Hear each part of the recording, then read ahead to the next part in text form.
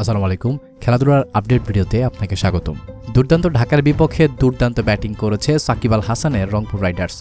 বাবর আজমের 50-র উপর ভর করে বিশাল সংগ্রহ দাঁড় করিয়েছিল তারা। তাছাড়া আজমতুল্লাহ ওমরজাই ও নুরুল হাসান সোহানের ব্যাটে ভর করে রংপুরের সংগ্রহ দাঁড়ায় 8 উইকেটে 183 রান।